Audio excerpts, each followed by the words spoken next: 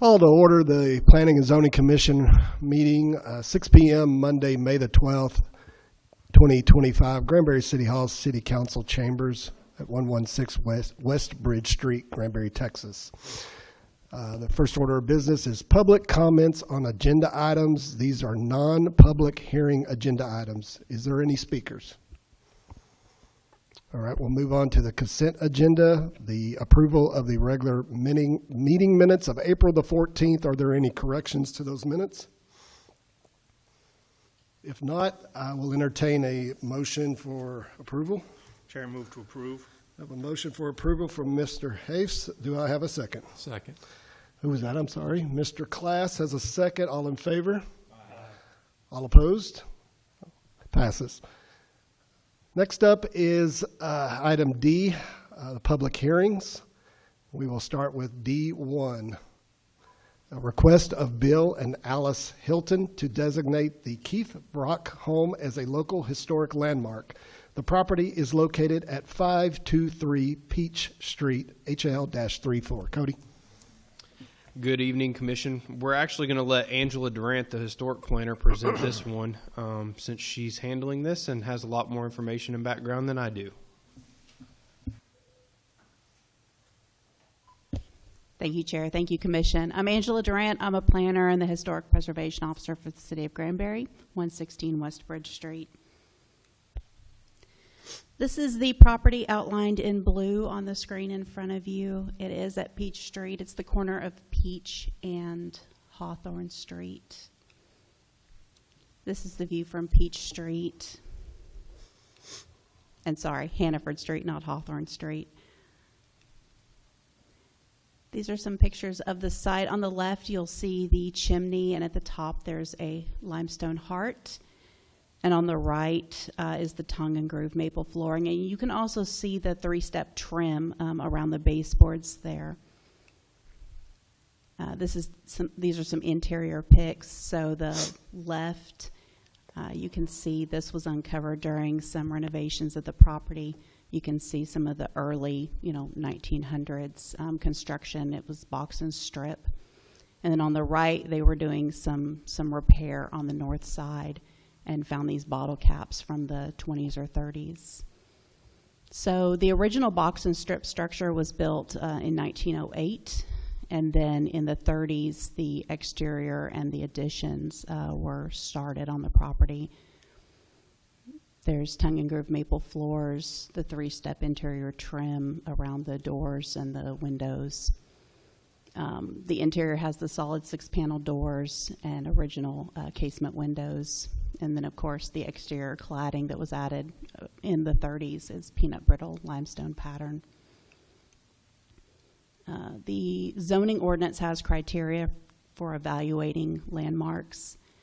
Probably the most important on this property is the association to significant persons for Granbury. So the namesakes for this property are Earl Keith and Dr. Roy Lee Brock. Earl Keith was a businessman and an entrepreneur. He owned the original movie theater in town, the Princess, that was later he renamed it the Palace. And then he also eventually was the original builder of the Brazos Drive-In, which is still here today. Dr. Roy Lee Brock was a physician and a surgeon, and he was instrumental to the development of medical care in Hood and Somerville counties. He and a group of other local physicians founded the first nursing home in Hood County, but also Somerville County, that is still, the building is still in existence. It's at 600 Union Court. He was also a school board member. So there were updates to the home in the 1930s. The original 1908 structure is not evident from the exterior. The home is in its original location. This is the application that was presented to the Historic Commission and also being presented to the Commission tonight. Guideline 3 in the Preservation Design Guidelines also has criteria for establishing landmarks. And then this is the process for establishing a landmark, public hearings, those sorts of things. And this is the zone. So the zoning ordinance also has a set of criteria for establishing landmarks and districts. Staff does recommend approval of the request to designate the Keith Brock home as a local historic landmark. If the commission recommends approval, the next step will be a public hearing with the city council. And I do know that the Hiltons, the property owners, and the applicants on this request are in attendance tonight. Thank you, Angela. Any questions? Angela? We have no speaker cards regarding this. So I'm going to close the public hearing, and then I'll entertain a vote on the motion of D1. Chair, I'll move to approve the request to designate the Keith Brock home as a local historic landmark. A motion by Mr. Hayes. Do I have a second? I'll second. I have a second by Mr. Watson. All in favor? Aye. All opposed? D1 passes. Next order of business is D2. Consider the request of Britt Phillips to amend the future land use plan contained within the 2016 comprehensive plan from low-density residential to retail office, CP 24-4, and to change zoning from interim holding to PD/light commercial and interim holding to light commercial zone 24-14, located at 4172 East US Highway 377. Cody. Like you stated, this is at 4172 East Highway 377. In a future date, it'll probably get a Peck Road address. If you see right there, it's not located directly on 377. A plat application has been submitted and has been reviewed, and they are proposing to develop a warehouse showroom with office space within multiple buildings and multiple units. The current zoning is IH. This was recently annexed in back in 24. And the proposed zoning will be PD light commercial. The applicant is proposing to zone newly annexed in property from interim holding to the IH or to PD light commercial to allow for the warehouse showroom with the offices. In light commercial, generally, warehouse showroom with office is not allowed, but under the PD variant standards, that's going to request that it allows for that.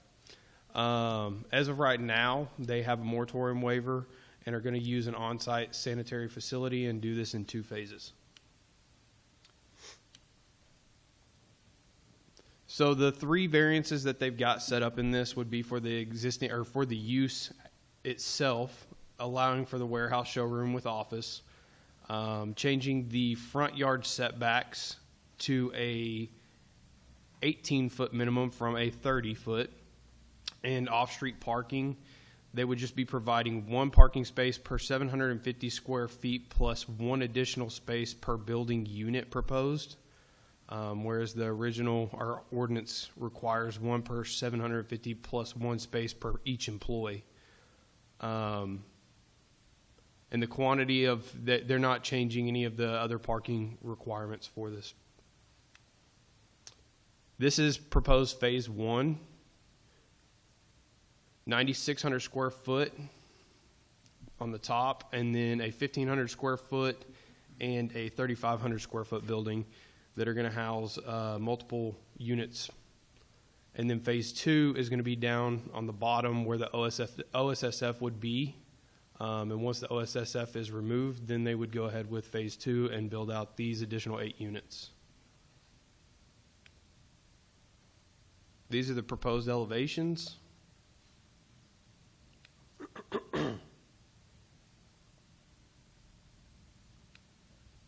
And the proposed landscape plan.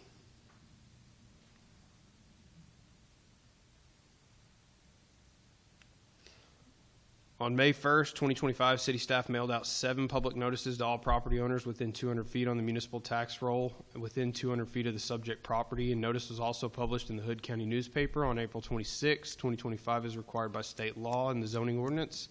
As of this writing, 0 letters have been received in favor and 0 letters have been in opposition. For the future land use amendment, staff recommends approval. And for the zoning change, staff recommends approval. Voting options for tonight: for the future land use, recommend approval of the future land use amendment, recommend denial. And for the PD light commercial zoning change. Recommend approval of the zoning change or recommend denial of the zoning change. Thank you, Cody. At this time, I'll open the public hearing. We do have a speaker card representing the applicant. If you could step to the podium, please, and state your name and your address.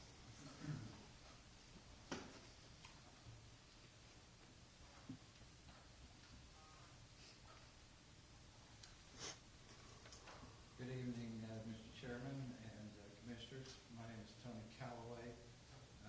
My office is at 301 South Morgan. Can you turn on the microphone? Now, I guess I could read, couldn't I? I'm sorry. Anyway, I'll start all over. My name is Tony Callaway. My address is 301 South Morgan. I am with Callaway Development Services, and I'm representing the applicant, excuse me, and the owners in this case. And let me give you some background because it's really important to know on this particular site the process that we've gone through. Actually, before September of last year, we worked with the City Council and got a development agreement with the city that would allow us to develop the property with a septic system if we would agree to do two things. One was that there were a portion of the property was in the county, not in the city, and therefore we needed to go ahead and agree to a voluntary annexation of those properties into the city. And secondly, they wanted us to agree that we would not do the second phase of the project until the moratorium was removed. So we would do the first phase with a septic system. So basically we've been dealing with that development agreement to begin with that allowed for septic. The comprehensive plan amendment, this is one that makes a lot of sense because the property across the street, across Peck, is zoned light commercial that aligns with this property. And so obviously in my mind it makes a lot of sense to go ahead and modify that to a similar zoning. It makes no sense to continue to be a light residential type of use.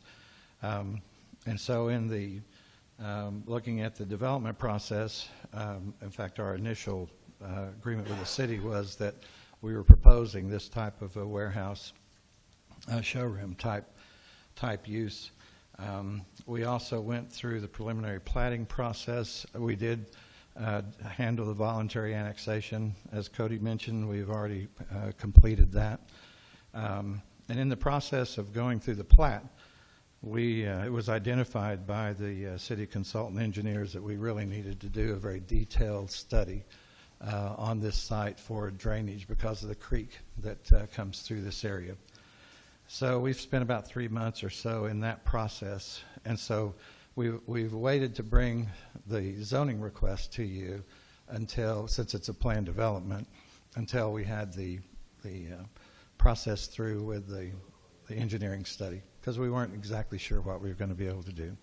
So in that process, we've actually come to, instead of having about 40,000 square feet, we're going to have about 23,000 square feet because there's an extensive amount of earthwork and work in the creek for us to accomplish this site.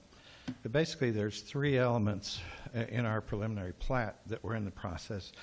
The only zoning is based on the PD lot and the lot that's directly on 377 and Peck. But basically, we are leaving the one lot that has the RV place as IH zoning. That's what city staff suggested that we do. Just leave it in place. At some point, somewhere in the future, they'll come in and redevelop that. We are platting an access to Peck from that property so that it is a legal lot on the backside to subdivide that. And then secondly, the planned development. The only thing that we really needed was to have appropriate zoning for the warehouse showroom with office. Heavy commercial is what allows that. Obviously this, in our mind and staff's mind, was not a heavy commercial site. And it's light commercial across the street. It's light commercial on the lot up fronting on 377. So basically, the plan development has been submitted to you so that just really allows us to have that use. Everything else is controlled by LC standards within the zoning ordinance. So I think we've got a lot of compatibility in terms of the zoning around the site, but it does allow us to, for that use by right. The other issues related to the plan development, obviously, in the planning of it, we have submitted the elevations. It is a flex type of building. It's a metal building. However, you'll see that we're using a fair amount of stone accents, dividing each of these units. And we're also using 2 different colors. We do meet the 4 and 12 slope on the roof, which is on these kind of structures typically is not done, but obviously this is a code and we've decided that we would go ahead and do that. So, and there are 4 buildings, 2 that are of larger and then 2 smaller ones, and each of those elevations are identified. Engineering wise, I should clarify, well, we will be running a new water line down Peck Street. We're going to have to pay for half the development of Peck. We were required to do a dedication of 12 feet off of Peck Street. Obviously, our lot's relatively shallow, so I requested with city staff that we look at keeping the setback where it was prior to the dedication. I've done it on other projects at other locations, but that way we're not really losing usability of the site. So the one variance that Cody mentioned is that we have that at 18 feet instead of 30, which allows for that 12 feet that we gave up for dedication for the widening of Peck Street. So that's what that portion of it is. So really the only other item, since this kind of a use, where it says 1 for an employee, we don't know how many employees that are going to be here. A lot of this space will probably be kind of warehouse space as well as office showroom type space. So we just identified in the PD that we've allowed for the 1 for 750 plus 1 per each of the units. Now some of these units may be combined, where 3 of them are combined to be 1 use. So it just allows a basis for the parking for us to come in with a zoning request. So basically we have, what our request is that we use the PD zoning for the front, for the lot 2. The other portion of it, which staff identified to me, was that lot 1 wasn't completely a light commercial zoning. There was apparently a little piece of it in the process of going to county to city, and so there's a little portion of this ordinance that basically puts the whole front lot, it's a housekeeping chore, putting that into the light commercial zoning. So basically we'll have light commercial up front, light commercial, a PD on the lot that we're proposing to develop, and then interim holding on the back piece. We're in the process of preliminary plating, and then we'll go from there, assuming your approval. Thank you, Mr. Callaway. Do any questions of the applicant or of the staff? All right. Thank you, Mr. Callaway. Thank you. I mean, no questions and no further speaker cards. I'll close the public hearing and entertain a motion to amend the future land use plan. Chair, I move to approve the proposed change to the future land use plan. I have a motion by Mr. Hicks. Do I have a second? Second. I have a second by Mr. Class. All in favor? Aye. All opposed? The amendment to the FLUP passes. Next up will be a motion on the zoning change. Chair, I move to approve the zoning change as presented. I have a motion by Mr. Hicks. Do I have a second? Second. I have a second by Mr. Daniels. All in favor? Aye. All opposed? The amendment to change of the zoning change passes. All right, next up is D3, consider the request of Mike Collins to rezone a zoning change from residential 7,000 R7 to planned development R7 PD/R7 located at 1001 Loop 567 north of Nettie Backus Road. Cody. So this is going to be 33.56 acres, and it's going to provide 121 residential lots and 3 HOA lots. Current zoning is single-family R7, and they're proposing single-family R7 PD. It is currently platted out as El Dorado Edition. And the applicant's proposing to build a residential subdivision with 121 residential units. With it straight zoned R7, it allows for 5-foot setbacks on one side and a combined total of 15, meaning that it either has to be 7.5, 7.5, or 10 and 5, and you have to get a little creative sometimes. The applicants are proposing that it's 5 foot on each side with a combined total of 10 overall. Here's the site plan for El Dorado, the landscape plan, and the landscape plan within the park, front entry. On May 1st, 2025, city staff mailed out 3 public notices to all property owners within 200 feet on the municipal tax roll and within 200 feet of the subject property. Notice was also published in the Hood County newspaper on April 26, 2025 as required by state law. And at this time, there are 0 letters in favor or against. And staff recommends approval. And the voting options recommend approval of the zoning change or recommend denial of the zoning change. All right, thank you very much. I'll open the public hearing, and I have a speaker card. It appears to be the applicant. Is that correct, Mr. Collins? Yes, sir. All right, if you approach the podium, please.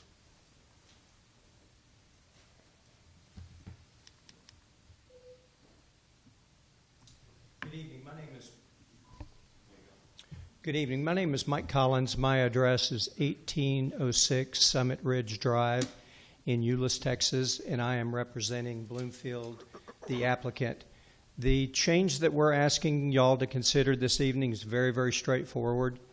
We would like those setbacks in order to meet the market demand that we know exists in our subdivisions. What we try to do within our subdivisions to try to create more of a semi-custom feel is that if you were to drive a typical neighborhood and you were to look at 3 homes on one side and 3 homes on the other side of an existing structure, or look across the street at another 3, we won't build the same elevation. And the change in the side setbacks will enable us to offer more than just a 2 garage option. While we can offer a 2.5 garage option at this point, this change would enable us to double the number of models that have the 2.5 garage. And currently, with the setbacks, we would not be able to build any 3-car garage options at all. So in total, it would allow us to build at least 7 additional models. You've got a brochure that we distributed to y'all before the meeting, and this depicts the actual construction of what we would build within the neighborhoods. It's not something that we might do. It is something that we would be able to offer to our customers in this subdivision. Y'all might be familiar with Abe's Landing, and that would be a good representation of some of the product that we're currently building in your community. I've provided a couple of additional slides, the intent of those, and I won't take up your valuable time to go over each and every one of them, but for example, on this slide, this would depict the number of 3-car garage options that are all within different variations. You can see the front door is located in a different location on the bottom right than it is on the top right. You can see that it's a 2-story there on the bottom left. That just gives you some representation of the variation in models that would enable us to meet our internal goal of not duplicating those elevations on either side. If you were to go to the next slide, Did I jump too many ahead? No. You're cool. Okay. That'd be just fine. These pictures, I believe it would be the last two, are representative of the interior finish out of the homes that we are constructing. I won't bore you with reading all of the narrative that has been prepared for you, but we're very, very proud of the interior finish out and the variety of floor plans that we can offer. For example, you can see on that picture on the left, we're offering interior finish out with fireplaces and with dining room options. If you were to go to the next picture, you can see an example on the top right of a family room where the buyer elected to put their TV above the fireplace, and the fireplace is actually electric, not gas or wood. The middle picture would show the type of gourmet kitchen that is standard with the classic series that are depicted again in the brochure that was distributed to you. And then that picture on the bottom right would be a view from the kitchen as you're looking into that family room that we depicted in that close-up on that top right. We appreciate your consideration of this amendment, and I would be available to respond to any specific questions that you have. Thank you, Mr. Collins. Any questions of the applicant or of staff? I have a question. You mentioned Abe's Landing. Yes, sir. Are these same models? These are the same models you're building there, correct? Yes, sir. And what are the setback requirements there? Is that also the same as what you're requesting in the Yes, sir. subdivision? Okay. Yes, thank sir. you. Any further questions? All right. If not, there's no other speaker cards, so we'll close the public hearing and entertain a motion on the zoning change for D3. Chair, I move to approve the zoning change as presented. I have a motion for approval by Mr. Haves. Do I have a second? I'll second. I have a second by Mr. Watson. All in favor? Aye. All opposed? The zoning change for D3 is approved. Next up is D4. Okay.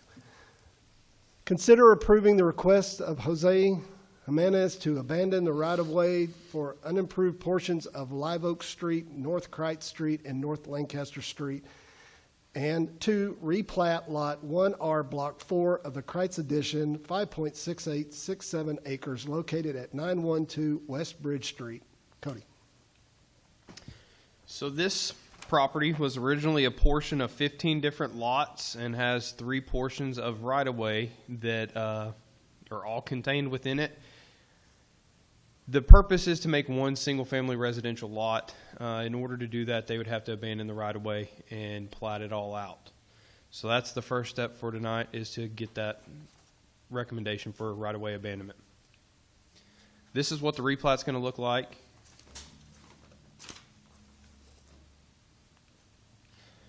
And like it was stated, the right-of-way is unimproved, and actually a portion of Crite Street was abandoned in '86 by ordinance so that a house could be built. None of the properties in Crites Addition along Bridge actually followed the original plat, and were all just kind of built out and willy-nilly for the most part, and abandoned right-of-way to build a house. So the pink highlighted areas are the right-of-way that come into the property. North Lancaster is just a little portion on the far left, and then North Crites goes all the way through the top of the property up to the school's property, and then Live Oak actually goes through a different subdivision called the Durant Addition as well. It appears that the Durant Addition may have been vacated at some point where that house is built, but we cannot find anything for Live Oak through Durant Addition right there, except for where it's platted in the Crites Addition. On April 17th, city staff mailed out 30 public notices to all property owners within 200 feet and on the municipal tax roll within 200 feet of the subject property. Notice was also published in the Hood County newspaper on April 19th as required by state law in the zoning ordinance. As of this writing, 0 letters have been received in favor and 0 against. And staff recommends approval of the right-of-way abandonment and the replat. The voting options: recommend approval or denial of the right-of-way abandonment, and recommend approval or denial of the replat. you very much. All right, I'll open the public hearing. Would the applicant like to make a statement?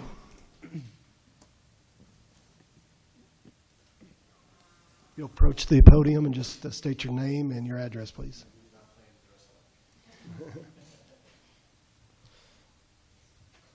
Still on. Hello, gentle people. I am Jose Jimenez, my wife, Bronwyn Jimenez, and we purchased the property to build a single-family home. That's all I have to say, I guess. All right, And thank this is, you. And I'm Paul Ward, owner of Award Surveying out of Hazel, 252 West Main Street, Suite F.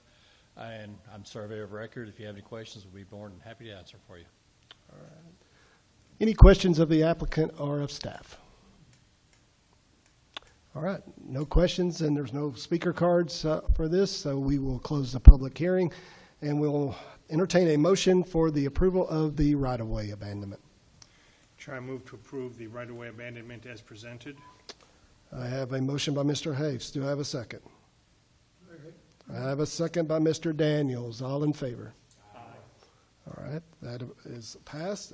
Next up, would entertain a motion on the replat. Chair, I move to approve the replat as presented. I have a motion for approval by Mr. Haves. Do I have a second? I have a second by Mr. Daniels. All in favor? Aye. All opposed? All right, the replat passes. Next order of business is D5, which is consider the request of the City of Granbury to amend Section 12.3.A land use definitions of the City of Granbury zoning ordinance. The general purpose of the amendment is to add multiple fuel types to the convenience store with gas pumps definition. Cody. So this proposal is to amend the zoning ordinance where it calls out convenience store with gas pumps. The new name is going to be convenience store with fuel pumps, and it would contain all fuel types, including electric vehicle charging stations. This was brought to staff that it needed to be evaluated as far as electric vehicle charging stations as a primary type use. And while looking at that, Kroger or H-E-B or Walmart or something like that throwing a handful in their parking lot would be a secondary type use, and we really evaluated what would be a primary type use. And looking at the convenience store with gas station fueling pumps, called it out as a primary use, as well as the C-store itself being a primary use at the same time. So with that, we changed the ordinance to allow for, it was similar to natural fuel resource dispensing, which would allow for compressed natural gas, electric vehicles.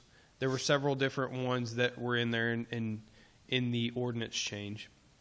And this would this will allow, like I said, anybody to put one in as a secondary use within their parking lot. But for this one, it would be primary use versus primary use, and those require SUPs to go in anyways for light commercial and heavy commercial. While researching this, other cities and towns, either they did not regulate it at all or they over-regulated it to the point that the city did not feel like Granbury was in the right lane to be regulating as far as some of these cities were, where they're on major thoroughfares throughout the DFW, I-35, I-20, stuff like that. So evaluating our city and where we stand, this is what we thought would be the best option. And staff recommends approval of the zoning ordinance amendment. And the voting options recommend approval of the zoning ordinance amendment or recommend denial. Thank you. At this point, I'll open up the public hearing. We have no speaker cards because it's the city. So any questions of staff? All right, we have no questions of staff. We will close the public hearing and entertain a motion on the zoning ordinance amendment. Chair, I move to approve the zoning ordinance amendment as presented. I have a motion for approval by Mr. Haves. Do I have a second? I'm sorry, is it Mr. Allen? I have a second by Mr. Allen. All in favor? Aye. All opposed? The zoning ordinance passes. Next up is agenda item E, E1, the 2023 Comprehensive Plan Update Progress Report.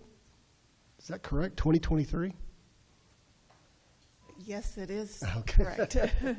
So the reason it's currently named the 2023 is because that's when we started the contract with our consultant. Okay. And I just wanted to brief you that we are still working at it behind the scenes. We did a lot of public meetings, and you guys were involved on a regular basis. So I just wanted to bring back, a regular report each meeting that we have, so that you're aware of where we're at on the project. It's a 2016 update to the 2016 comprehensive plan. So that brings it to almost 10 years, which is a regular routine update. When we started the 23 contract, we considered it a minor update. And since then, we looked at some of the things. I'll take a historic chapter as an example. You folks might remember there were some properties that were delisted or added to the historic district, and we wanted to make sure that that list was correct. So that's just an example of the wading through the details and minutia that we're taking on our review of the draft. We hope that it will come back to you at the next meeting as a final product for your consideration. Thank you. Thank you. Any questions of Karen? All right, thank you. If there's no further business, then this meeting is adjourned.